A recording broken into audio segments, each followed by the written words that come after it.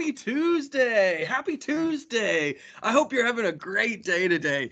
It is Tuesday, March 30th. Yeah, it's the 30th day of March. Let's look at our calendar. Got our little water fountain there. Let's find our calendar. Okay, here we go. Today is Tuesday, and if we go all the way down, right there, we see the 30th.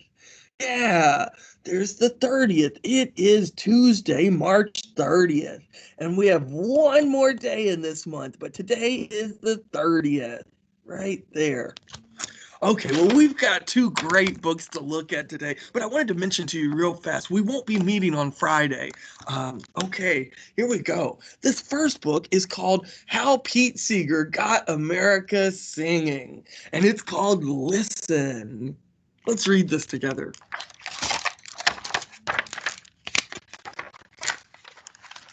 Listen, there was nobody like Pete Seeger.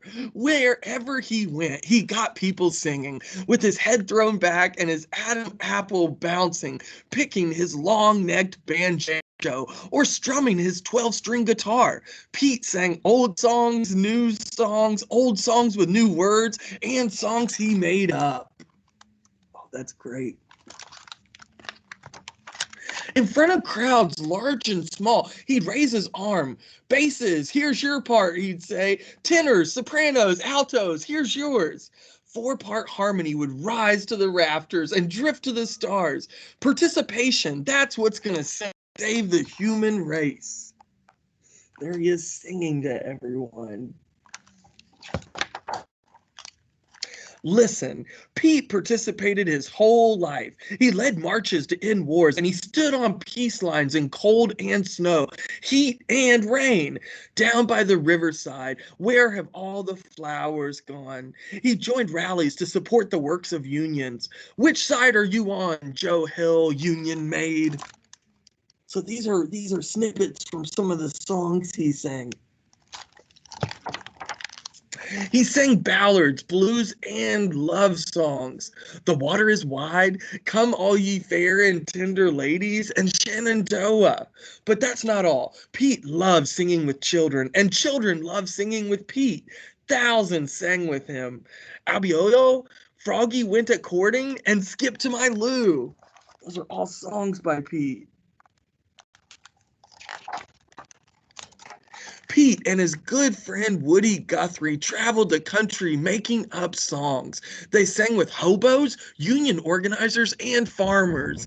They hopped freight trains and they kept singing, Hard Traveling, This Land is Your Land, and Pastures Aplenty. Wow, look at them traveling and singing.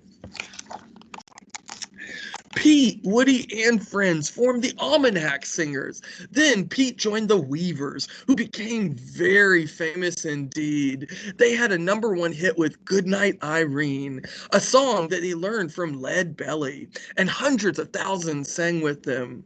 Tinza, Tinza, Tinza, When the Saints Go Marching In, and Wilma Woe. At just about that time, Pete got into trouble. Oh no, let's find out what happens. What trouble?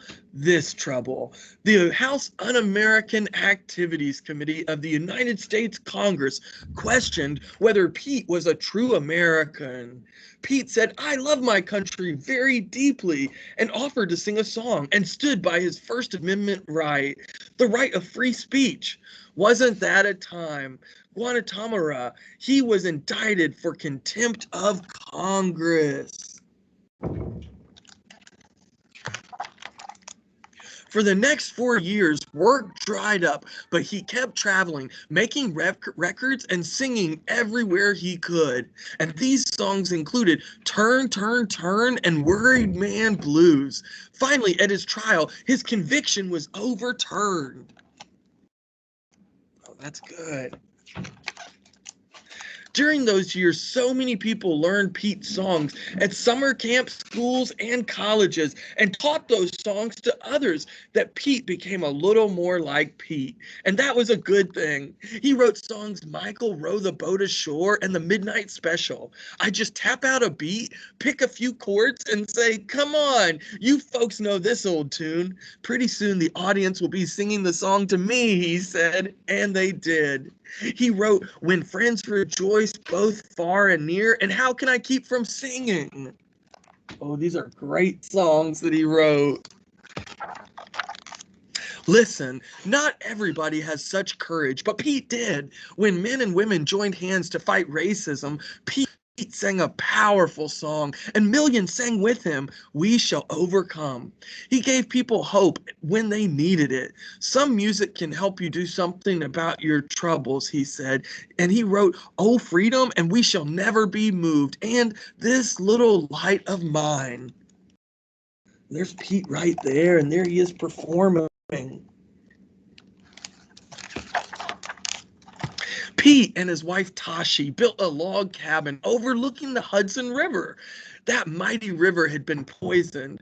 Factories had dumped chemical waste in it for years. So once again, Pete went to work. People laughed. You can't do that all by yourself, they said. And he couldn't. Oh, so there's his new cabin right there. The water's polluted.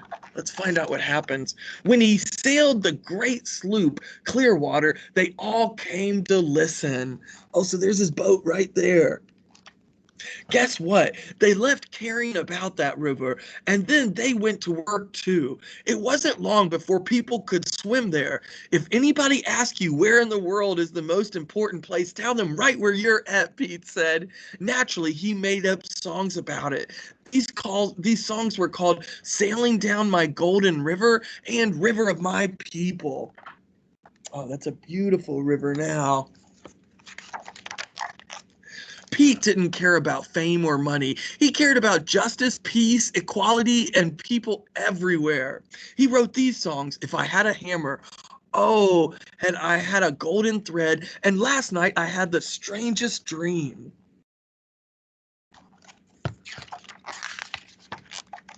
Whenever he was home, he chopped and split wood.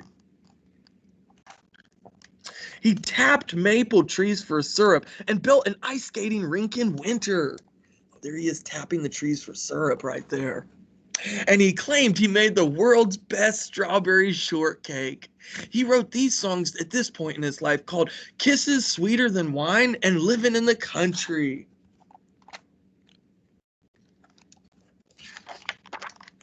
Listen, Pete walked the talk. He didn't just say things, he did things. He sang even after he lost his voice, and everyone sang with him. After his concerts, people who didn't know each other wandered into the streets and cities and towns, and their voices were soaring. At this point in his life, he wrote, So long, it's been good to know you.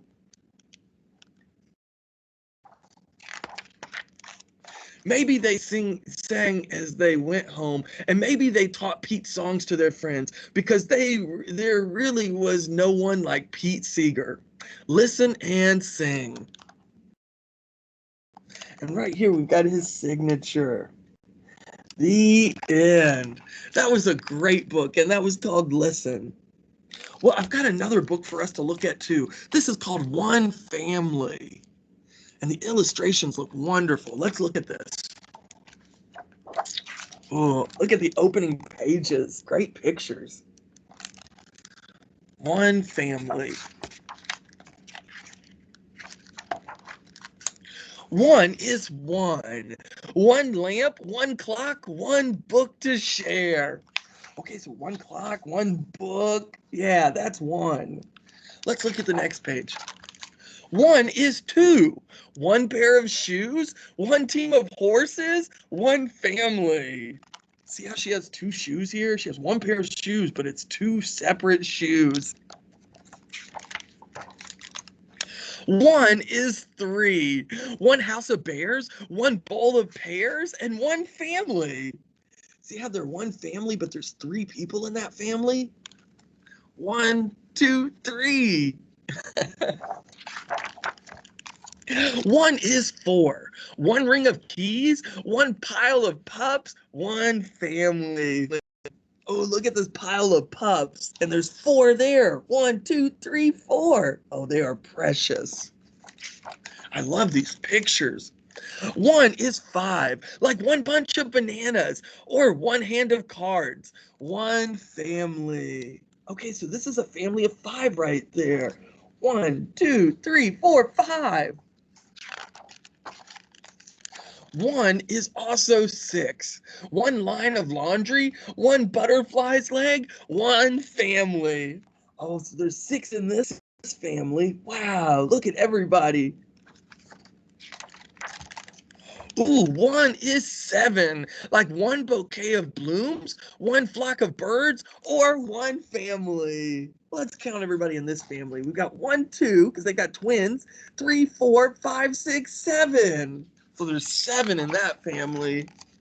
One is eight, like one box of crowns, one row of ducks, or one family.